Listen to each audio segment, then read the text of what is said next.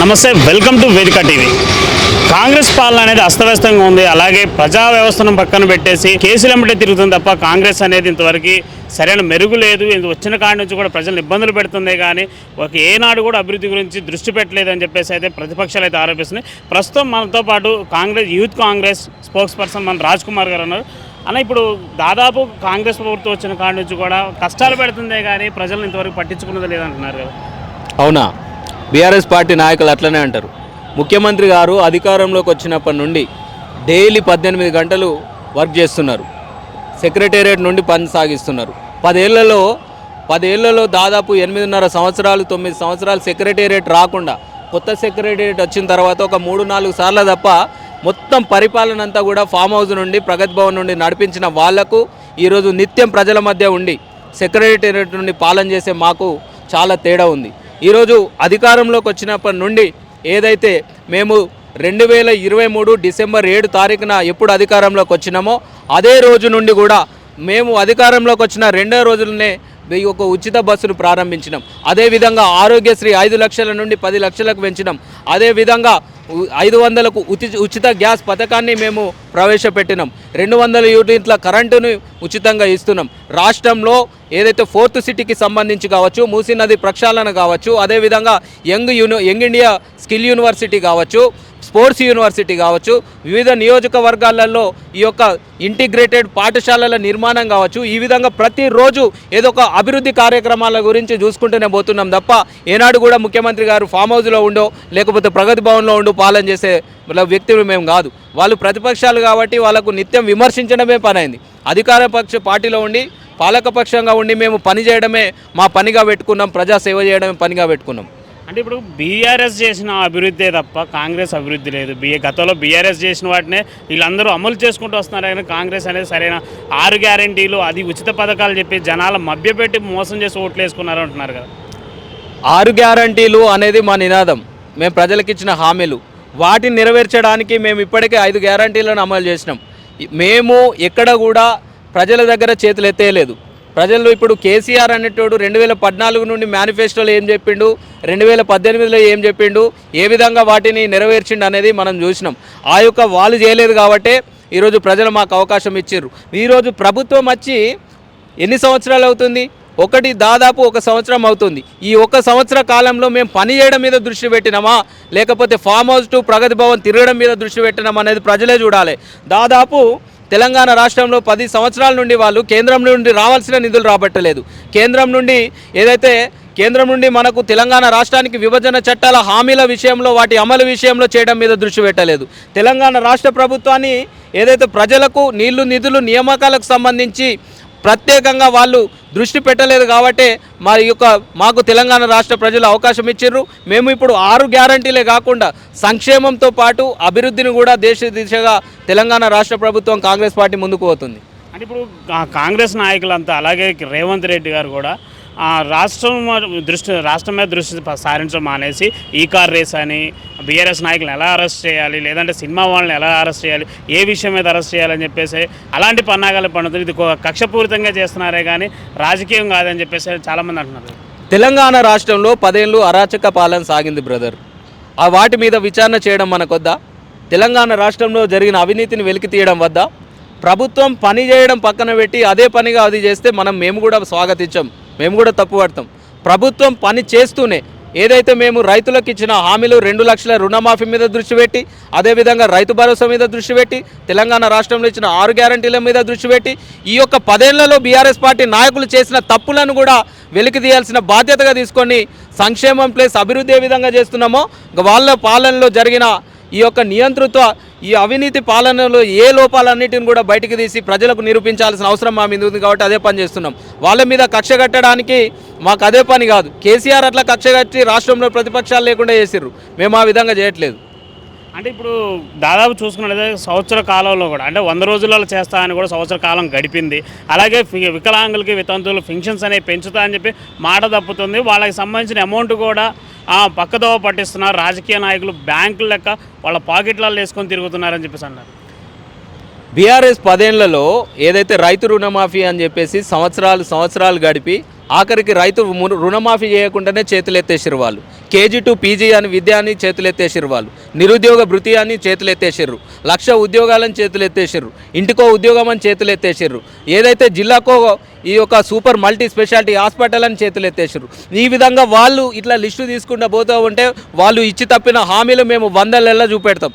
కానీ కాంగ్రెస్ పార్టీ వచ్చిన సంవత్సరం నుండే ప్రతి ఒక్క హామీని అమలు చేయడానికి మనం ఈరోజు పరిగెడతా ఉన్నాం. అదేవిధంగా రాష్ట్రం అనేది గతంలో చూస్తే వాళ్ళకు మనం 70,000 కోట్లతోటి మిగులు రాష్ట్రాన్ని ఇస్తే ఈరోజు రాష్ట్రంలో 7 లక్షల కోట్లు ఈ ప్రభుత్వం మీద భారం పడ్డది. దానికి 11.5% ఏదైతే వడ్డీని కట్టాల్సిన పరిస్థితి మన తెలంగాణ రాష్ట్రంలో ఉంది. ఇవన్నిటి మన ఆర్థిక పరిస్థితిని మనం దృష్టిలో పెట్టుకోవాలి. ఒక మీడియా మిత్రులుగా మీరు కూడా అసలు ప్రభుత్వంలో ఏం జరుగుతుందని ఆలోచించాలి. మన రాష్ట్ర ఖజానా అనేది ఏ విధంగా చితికిపోయింది, రాష్ట్రం ఏ విధంగా అప్పుల పాలైందని మనం చూడాలి. మనం ఇప్పుడు ఈ ప్రభుత్వం మీద ఏదైతే బీఆర్ఎస్ పార్టీ నాయకులు చేసిన ఎలిగేషన్స్ అన్నిటిని కూడా మనం అనద్దు. ఎందుకంటే రాష్ట్రాన్ని వాళ్ళు అప్పులపాయం చేసిర్రు, వాళ్ళ ఆస్తులు పెంచుకున్నారు తప్ప ఇప్పుడు ఆర్థికంగా చితికిపోయిన రాష్ట్రంలో ఆచితూచి అడుగులు వేస్తూ హామీలు అమలు చేసే దిశగా ప్రభుత్వం పరిగెడుతుంది. కాబట్టి దాన్ని మనందరం స్వాగతించాలి. అంటే ఇప్పుడు దాదాపు గత కొద్ది అంటే 2 నెలల క్రితం చూసుకుంటే చాలామంది విద్యార్థులు ఫుడ్ పాయిజన్ అయ్యి 53 మంది విద్యార్థులు చనిపోయారు. నిన్న చూసుకున్నట్టయితే 40 మంది విద్యార్థుల వరకు అస్వస్థతకు గురై హాస్పిటల్ పాలయ్యారు. మరి కాంగ్రెస్ నాయకులు సరైన ఫుడ్ అందించట్లేదు, అంటే కాంగ్రెస్ వ్యవస్థ మొత్తం ఇట్లా విద్యార్థుల భవిష్యత్తు నాశనం చేసే ప్రయత్నాలు జరుగుతాయని చెప్పేసి ఏబీవీపీ అధిక నాయకులు కూడా చెప్పడం జరుగుతుంది కదా. 10 ఏళ్లలో బీఆర్ఎస్ పార్టీ నాయకులు వాళ్లకు ఫుడ్, మెస్ ఛార్జీలు, డైట్ ఛార్జీలు పెంచలేదు.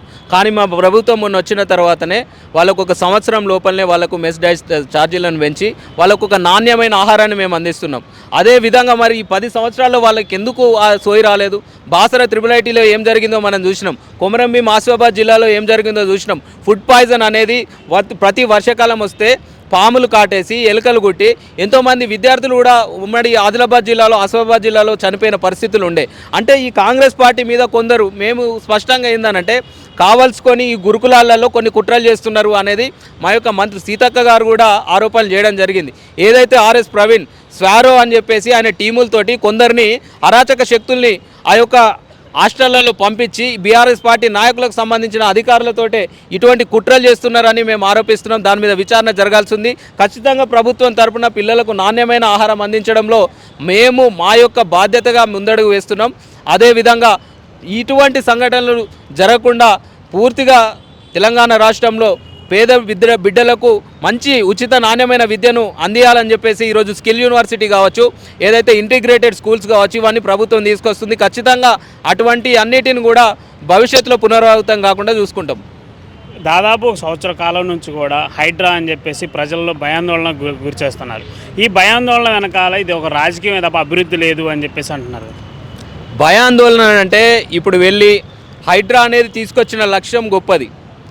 ఏదైతే మన తెలంగాణ రాష్ట్రంలోనే కాకుండా హైదరాబాద్ తెలంగాణ రాష్ట్రానికి గుండెకాయ లాంటి రాష్ట్రంలో మన యొక్క రాష్ట్రానికి గుండెకాయ లాంటి ఈ హైదరాబాద్ అనేది కబ్జాలతోటి ఈ యొక్క ఆక్రమణలతోటి నిండిపోయింది.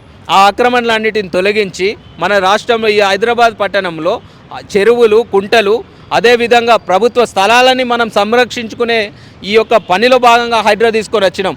ఏదైతే ఈ రాష్ట్రంలో ఈ యొక్క ట్రాఫిక్ కావచ్చు, ఏ వరదలు కావచ్చు నియంత్రించడానికి హైడ్రా తీసుకొని వచ్చినాం. ఈ యొక్క గొప్ప లక్ష్యంతో తీసుకొచ్చిన దాన్ని ఈ యొక్క బీఆర్ఎస్ పార్టీ నాయకులు ఏదో జరిగిపోతుంది, పేద ప్రజలందరూ ఇల్లు కూల్చేస్తారు, మీ అన్ని ఇల్లు గుంజుకుంటారు అని చెప్పేసి వాళ్ళు అసత్య ప్రచారాలు చేస్తున్నారు, ఆరోపణలు చేస్తున్నారు. భవిష్యత్తులో హైడ్రా తీసుకునే నిర్ణయాలు బాగుంటాయి. ఖచ్చితంగా హైడ్రా ద్వారా మంచి ఫలితాలు చూస్తాం. బీఆర్ఎస్ పార్టీ నాయకులకు చెంపదెబ్బలాగా ఉంటుంది అది. అంటే ఇప్పుడు దాదాపు చూసుకున్నట్టది హైడ్రా కూల్చివేతలలో ఉన్న ఇల్లు కూడా అక్రమాలు, కబ్జాలు అని చెప్పేసి అన్నారు కదా. మరి ఈ కబ్జాలు కావు, మాకు చాలా గవర్నమెంట్ వాళ్ళే మాకు అన్ని లెటర్స్ ప్రతిదీ కూడా మేము ఇంటి పన్ను అన్ని ప్రతి ఒక్కటి కడుతూనే ఉన్నాం కదా. మరి వీటిని ఎందుకు కూల్చేయాల్సిన పరిస్థితి? ప్రభుత్వ అధికారులే కదా మాకు ఇవన్నీ అప్రూవల్స్ ఇచ్చింది, వాళ్ళని అరెస్ట్ చేయకుండా మా ఇళ్ల జోలికి ఎందుకు వస్తున్నారు అంటున్నారు కదా ప్రజలు. బీఆర్ఎస్ పార్టీ నాయకులు ఏమంటారంటే గతంలో కాంగ్రెస్ పార్టీ నాయకులే పర్మిషన్లు ఇచ్చిర్రు, అక్రమంగా చేసిర్రు, అధికారులు చేసిర్రు అని చెప్తున్నారు. మరి 10 ఏళ్లలో మీరు అక్రమంగా పర్మిషన్లు ఇస్తే ఆ అక్రమాలను కూల్చాల్సిన బాధ్యత మీ మీద ఉంది కదా. కల్వకుంట్ల చంద్రశేఖరరావు అదేవిధంగా ముఖ్యమంత్రిగా, కేటీఆర్ మున్సిపల్ పారిశుద్ధ కార్మిక మంత్రిగా ఉండి, ఇక్కడ ఐటీ మంత్రిగా ఉండి అక్రమాలను ఎందుకు తొలగించలేదు? అంటే మనం కూడా మొన్న చెన్నైలో వరదలు వచ్చి ఏ విధంగా మునిగిపోయిందో చూసినాం. అదేవిధంగా బెంగళూరులో ఏ విధంగా వరదలు వచ్చి మునిగిపోయిందో చూసినాం, కేరళలో చూసినాం. ఇవన్నీ కూడా మన హైదరాబాద్ కూడా 2020లో ఏ విధంగా వరదలు వచ్చి ప్రజలు ఇబ్బందులు పడ్డారు, ఏ విధంగా కాలనీలు మునిగినాయి అనేది మనం చూసినాం. ఈ పరిస్థితి మన హైదరాబాద్ పట్టణానికి రావద్దు అని అంటే మనం కొన్ని కఠినమైన నిర్ణయాలు తీసుకోక తప్పదు, ప్రక్షాళన చేయక తప్పదు. మనం ఎప్పుడైనా కూడా మార్పును ఆహ్వానించినప్పుడే మన యొక్క మార్పు వస్తుంది, మనకు డెవలప్మెంట్ జరుగుతుంది, ప్రజలు కూడా సంతోషంగా ఉంటారు. ఇవాళ కష్టమైనా కూడా భవిష్యత్తులో ఏ బాధ లేకుండా ఉండాలనే గొప్ప సంకల్పంతో హైడ్రా తీసుకొని వచ్చినాం. మరి ఈ హైడ్రా కూడా దాదాపు పేదరిళ్ళు అలాగే ప్రతిపక్షాలకు సంబంధించి ఇల్లే తప్ప ఇప్పుడు అధికారంలో ఉన్న నాయకులు జోలికి వెళ్ళట్లేదు. అధికారంలో ఉన్న నాయకులు ఏమన్నా కొమ్ములున్న వారా అని చెప్పేసి అంటున్నారు కదా. అందరికీ అవుతుంది.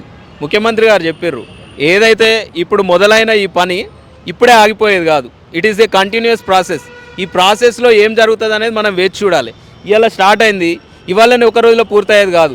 ఖచ్చితంగా ఎక్కడ ఎవరున్నా కూడా అందరినీ ఒకే విధంగా దృష్టిలో చూసుకొని హైడ్రా అనేది కొనసాగుతుంది తప్ప ఇవాళ ఆగిపోయేది కాదు. అంటే పథకాలు అమలు చేస్తాము అంటూ రాజకీయంగా కేసులు పెట్టుకుంటూ తిరిగింది, సంవత్సర కాలయాపన చేసింది, సంవత్సర కాలాన్ని మొత్తం వృధా చేసింది. మరి రానున్న 4 సంవత్సరాలలో కాంగ్రెస్ పార్టీ అభివృద్ధి చేస్తుందా లేదంటే అధికారం నుంచి తప్పుకుంటుందా అని చెప్పేసి చాలామంది అంటున్నారు. ఎక్కడ వృధా చేసినట్టుగా అనిపిస్తుంది? ఎక్కడ వృధా కనిపిస్తుంది చెప్పండి? అధికారంలోకి వచ్చిన 2వ రోజు నుండే ప్రభుత్వ పథకాల అమలు మీద దృష్టి సాధించడం చేసుకుంటూ వెళ్ళిపోతున్నాం. ఉచిత బస్సు ప్రభుత్వం వచ్చిన 2 రోజులకే ప్రారంభించినాం. అదేవిధంగా ఉచిత కరెంటు కావచ్చు, ఉచిత గ్యాస్ 500 గ్యాస్ కావచ్చు, ఆరోగ్యశ్రీ కార్డు పెంపు కావచ్చు, ఈ యొక్క అభివృద్ధికి సంబంధించి triple R ring road, regional ring road కావచ్చు, అదేవిధంగా ఈ యంగ్ ఇండియా స్కిల్ యూనివర్సిటీ కావచ్చు, ఫోర్త్ సిటీ కావచ్చు, అదేవిధంగా మూసీ నది ప్రక్షాళన కావచ్చు, ప్రతి నియోజకవర్గంలో యంగ్ ఇండియా ఇంటిగ్రేటెడ్ స్కూల్స్ కావచ్చు. ఈ విధంగా అభివృద్ధి సంక్షేమం 2 జోడెద్దులాగా పరిగెడుతుంది. రాష్ట్రంలో పనిచేస్తున్నారు. 18 గంటలు ముఖ్యమంత్రి గారు పనిచేస్తున్నారు. కళ్ళు తెరిచి సోయున్నోడైతే చూస్తాడు, ఇట్లా నిద్రపోడు. ఫామ్ హౌస్లో వంటుండు. 10 సంవత్సరాలు ఫామ్ హౌస్ టు ప్రగతి భవన్ తిరిగిండు కేసీఆర్. ప్రతిపక్షంలో ఉన్నప్పటి నుండి ఇంతవరకు బయటికి వెళ్ళలే. మళ్ళీ ఎలక్షన్ వస్తేనే బయటకు వస్తాడు చూడండి. అంటే ఎలక్షన్ కోసమే పనిచేసేది ఆ పార్టీ, నిత్యం ప్రజల అభివృద్ధి కోసం చేసేది మా పార్టీ. అదే వాళ్ళకు మాకు తేడా.